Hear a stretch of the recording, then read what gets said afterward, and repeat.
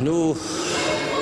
91 წელს 90 წლიანებში სარეულობა რო დაიწყო და ომი რო იყო გამოვედით იძულებით გავხდით გამოსულიყავით ცხინვალიდან და შეგვხვდა ხიზბინები კოტეჯებია ხიზბინებია ესე იგი ჩამოწერილი გაუბედურებულ მდგომარეობაში იყო მაგრამ სხვა გზა არ ჰქონდა და ცხოვრობდით იქ ну სამი შვილი მყავს და ერთ ოთახში ვიყავით როგორია ჯერ კედლები და მე ხისიც ხიზბინა და ну სხვა გზა არ ჰქონდა ცხოვრობდით და ვიყავით ну იმედიც დაკარგული მქონდა უკვე ყველაფერი მაგრამ კიდევ ვიტყვი რომ მადლობა ბატონ სოზარს მადლობა ლევან ტერაშვილს რომ მოვიდნენ და მოგვაქციეს ყურადღება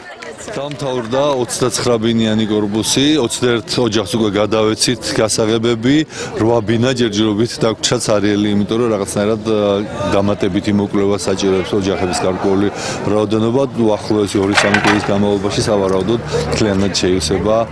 ეს კორპუსი თუმცა ეს მხოლოდ დასაწყისია გორისთვის კარგად იცით თქვენს შეთავრდება 480 ბინიანი მშენებლობა და შესაბამისად ამ ზაფხულს უკვე პრაქტიკულად გორისში არც ერთი გაჭირვებული ოჯახი არ დარჩება, რომელიცაც დევნილი ოჯახი, რომელსაც ძიმე საცხოვრებელი პირობები აქვს. ყველა მიიღებს კარგად გარემონტებულ და კარგი ფართის მქონე ბინას.